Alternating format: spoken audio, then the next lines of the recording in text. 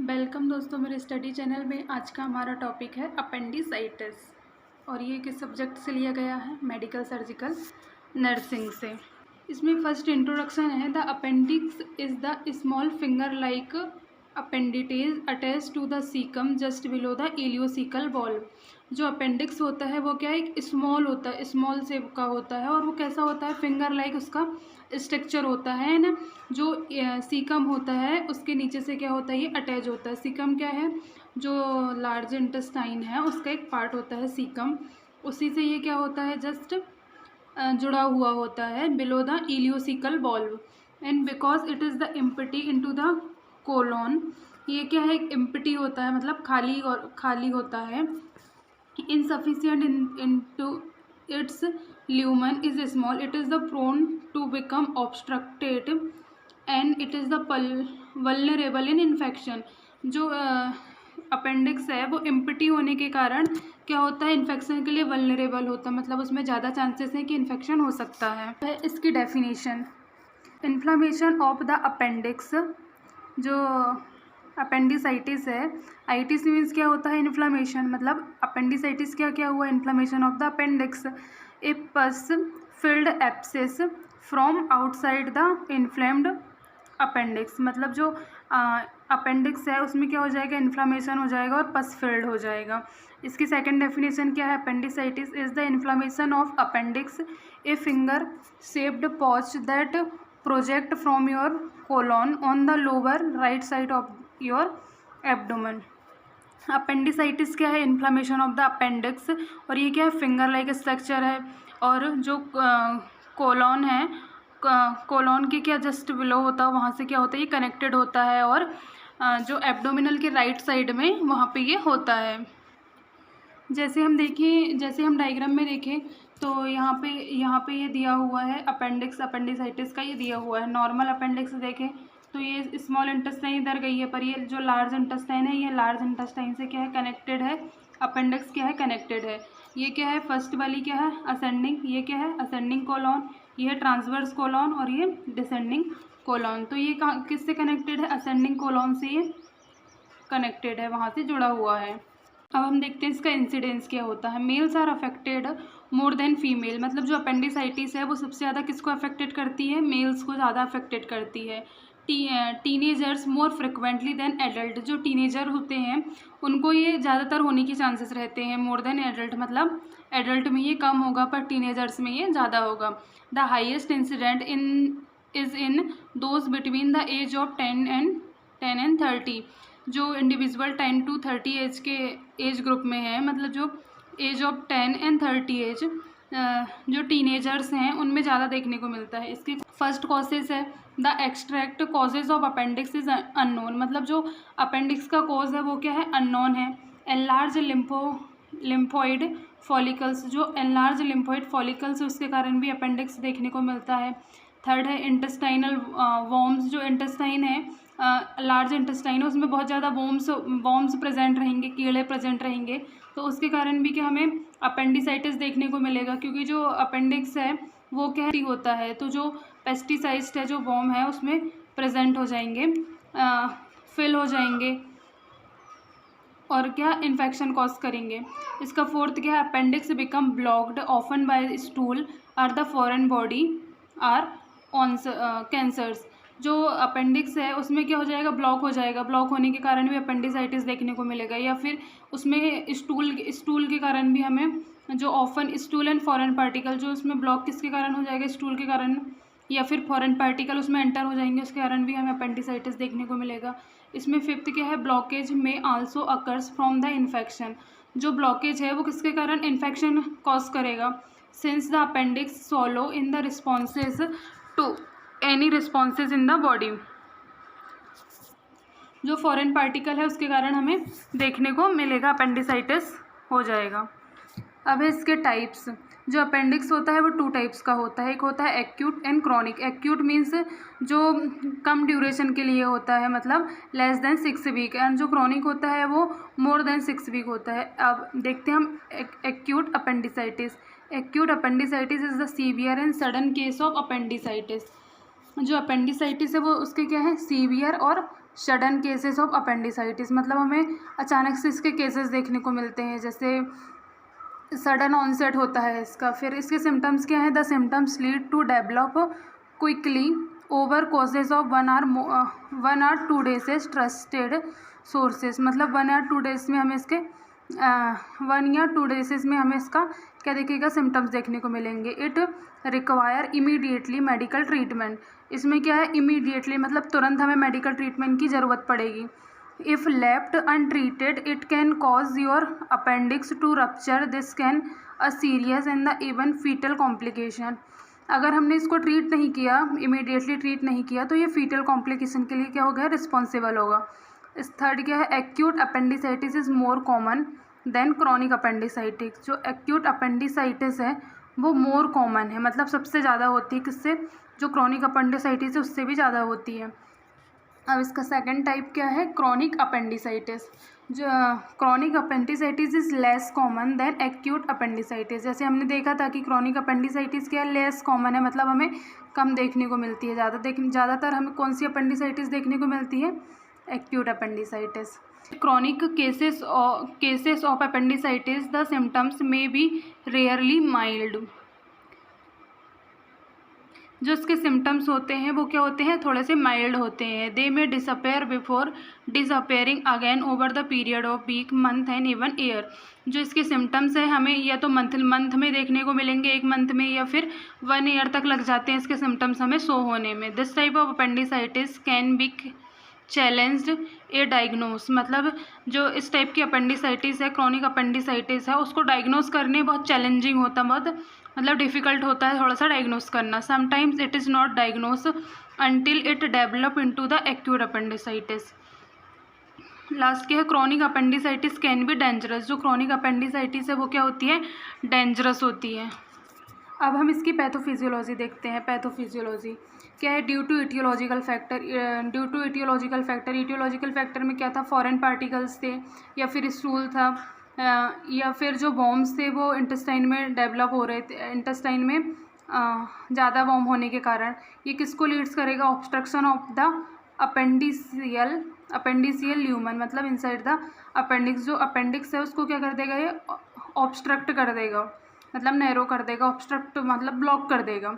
Leeds to buildup the mucus in the appendix, उसके कारण क्या हो जाएगा, जो म्यूकस है उसका बिल्डअप हो जाएगा। Leads to increase appendiceal lumen process, उसके कारण क्या होगा, leads to appendiceal lumen pressure, मतलब जो ल्यूमन में प्रेशर है वो क्या हो जाएगा, इंक्रीज हो जाएगा। फिर leads to ulceration lesion of the appendix mucosal lining, तो इसके कारण क्या हो जाएगा, जो अपेंडिक्स की जो ल्यूमन म्यूकोसल लाइनिंग है उसमें अल्सर हो जाएगा। ये किसको लीड करेगा, डिक्रीज ऑक्सीजन डिलीवरी। इसमें अगर अल्सरेशन हो जाएगा और ब्लॉक हो जा रहा है तो इसके कारण ये किसको लीड कर रहा है, लास्ट में ये ऑक्सीजन की इसमें डिलीवरी कम हो जाएगी, मतलब कम ऑक्सीजन इसमें जाएगा, डिलीवर नहीं हो पाएगा। ये किसको लीड करेगा, decrease blood flow to the appendix, मतलब इसमें जो अपेंडिक्स में ब्लड फ्लो है वो कम हो जाएगा, डिक्रीज अमाउंट में हो जाएगा। Then leads to promote microbial invasion and leads to inflammation of appendix and at the last क्या हो जाएगा, अपेंडिसाइटिस हो जाएगा। क्लिनिकल मैनिफेस्टेशन, फर्स्ट है इसका लोअर राइट क्वाड्रेंट पेन, जो एब्डोमेन का राइट साइड है, लोअर क्वाड्रेंट है, वो उसमें क्या होगा, हमें पेन प्रेजेंट होगा बहुत ज़्यादा। और लो ग्रेड फीवर, सेकंड क्या है, low grade fever. Low grade fever हमें क्यों होगा यहाँ पे, क्योंकि जो इन्फेक्शन हो रहा था उसके कारण लो ग्रेड फीवर होगा। Nausea, vomiting, constipation and diarrhoea भी प्रेजेंट रहेगा। रिबॉन्ड टेंडरनेस, वहाँ पे क्या, जहाँ पे अपेंडिसाइटिस है वहाँ पे हमें टेंडरनेस प्रेजेंट मिलेगी। Loss of appetite, rousing sounds, pain in right lower quadrant and palpable of left lower quadrant. जो कॉजिंग साउंड क्या होता है, जो राइट क्वाड्रेंट होता है वहाँ पे हमें क्या मिलेगा, पॉल्पेशन, पेन मिलेगा with palpation with the left lower quadrant. And जो लोअर क्वाड्रेंट है वहाँ पे पॉल्पेट करने में भी हमें क्या मिलेगा, पेन देखने को मिलेगा इसमें लोअर क्वाड्रेंट में। फिर लास्ट क्या जाएगा, rupture appendix causes abdominal distension develop from paralytic ileus. Next है इनएबिलिटी टू पास फ्लैटस, जो फ्लैटस होता है, स्टूल होता है, उसमें इनेबिलिटी होती है पास करने में, उसको इजीली हम पास आउट नहीं कर सकते हैं। फिर क्या है, पेनफुल यूरिनेशन, मतलब यूरिन के टाइम में भी हमें क्या होगा, पेन देखने को मिलेगा। सीवियर क्रैम्प्स, एब्डोमिनल क्रैम्प्स देखने को मिलेगा। Dunphy's signs, increase pain and coughing, जो कफिंग होगी वो देखने को मिलेगी और हमें इंक्रीज पेन देखने को मिलेगा। फिर क्या ऑब्टरेटर साइन क्या होता है, pain on intestinal rotation of right thigh, जो राइट थाई है उसमें हमें क्या मिलेगा, पेन देखने को मिलेगा रोटेट करने पर। फिर क्या है, पियोसिस साइन, मतलब pain on extension of right thigh. मतलब अब है डायग्नोस्टिक इवोल्यूशन, मतलब हम इसको कैसे डायग्नोस करेंगे, अब इसको कैसे डायग्नोस करेंगे कि ये अपेंडिसाइटिस है। फर्स्ट क्या है हमारा, history taking, get the detail history about the patient, मतलब जो पेशेंट है उससे हमें क्या पूरी डिटेल तरीके से हिस्ट्री लेनी है कि पेन उसको कब से स्टार्ट हुआ है, कहाँ पे पेन हो रहा है, नोज़िया वॉमिटिंग तो नहीं हो रही है, उसको फीवर कब से है, ये सब हमें उससे हिस्ट्री लेना है। हमें खासकर उससे पूछना है कि उसके जो एब्डोमेनल है उसका लोअर रीजन में उसको पेन तो नहीं है राइट साइड में, ये सब हमें उससे पूछना है। उसके फैमिली हिस्ट्री पूछना है, member regarding their dietary habit पूछना है, स्लीपिंग पैटर्न पूछना है, लाइफ स्टाइल और कॉन्स्टिपेशन या फिर एबनॉर्मलिटी, उससे हमें क्या पूछना है। अब सेकंड क्या है, physical examination. While doing physical examination the nurse may apply the gentle pressure on the painful area. When the pressure is sudden, release appendicitis pain will often feel worse। को inspection के through हम उसको assess कर सकते हैं, उसमें वहाँ पे इन्फ्लामेशन तो नहीं है, उसके उस रीज़न में देखना हमें, राइट, जो लोअर रीज़न है एब्डोमिनल का, 9 रीज़न ऑफ एब्डोमेन में से जो लोअर रीज़न है राइट साइड में, उसको हमें क्या देखना है, हमें चेक करना है कि वहाँ पे विजुअल तरीके से देखना है कि वहाँ पे इन्फ्लामेशन तो नहीं है, इन्फ्लेम्ड तो नहीं है, पॉल्पेट करके देखना है कि उसको पे पेन प्रेजेंट है क्या नहीं, वो सब हमें देखना है। अब लेबोरेटरी इन्वेस्टिगेशन में हमें लेबोरेटरी में क्या क्या इन्वेस्टिगेशन करना है। फर्स्ट है एब्डोमिनल एक्सरे, जो एब्डोमिनल एक्सरे है, हम अगर एब्डोमिनल एक्सरे करवाएंगे तो हमें जो अपेंडिक्स है वो ऑलरेडी इन्फ्लेम्ड देखने को मिलेगी। फिर है अल्ट्रासाउंड, कंप्लीट ब्लड काउंट का, हमें क्या करना है, कंप्लीट ब्लड काउंट करना है। इसमें क्या दिखेगी, WBC हमें बढ़ी हुई दिखेगी क्योंकि क्या हो रहा है, यहाँ पे फीवर प्रेजेंट है। फिर है CT स्कैन, फिर रेक्टल एग्जामिनेशन भी हमें करना और यूरिन टेस्ट भी करना है। अब है मैनेजमेंट, हम इसको किस तरीके से मैनेज कर सकते हैं। फर्स्ट है मेडिकल मैनेजमेंट, हम बेड रेस्ट, पेशेंट को क्या कर सकते हैं, बेड रेस्ट दे सकते हैं। Patient need complete bed rest to prevent the rupture of appendix. अगर अब अपेंडिक्स क्या हो गई है, रप्चर हो गई, तो पेशेंट को सीवियर पेन देखने को मिलेगा, तो हमें क्या करना है, पेशेंट को रेस्ट देना है। NPO मतलब नील पर oral, until the patient is advised nil per oral to ensure that the stomach is empty in the event of surgery is needed. अगर पेशेंट की सर्जरी होने वाली है तो हमें उसको क्या करना है, नील पर माउथ रखना है, या फिर उसके सर्जरी के कुछ टाइमिंग के बाद भी हमें क्या रखना, नील पर माउथ रखना है। IV fluid, maintain fluid and electrolyte balance, और पेशेंट को क्या देना है, पेरेंट्रल लगाना है, मतलब जो IV फ्लूइड है वो सब हमें पेरेंट्रल तरीके से उसको गिवन करना है।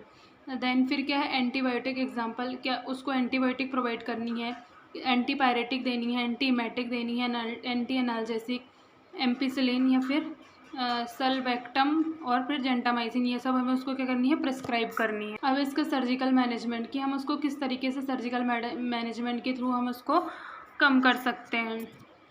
फर्स्ट है इसका अपेंडेक्टोमी। एक्टोमी मीन्स रिमूवल करना, किसी भी पार्ट का रिमूवल। अपेंडेक्टोमी मतलब अपेंडिक्स को क्या कर रहे हैं, यहाँ पे कट करके रिमूव करना है। Appendectomy is the surgical removal of appendix, मतलब जो अपेंडिक्स है उसका क्या कर रहे हैं, सर्जिकल रिमूवल कर रहे हैं। It is the common emergency surgical surgery that perform to treat appendicitis.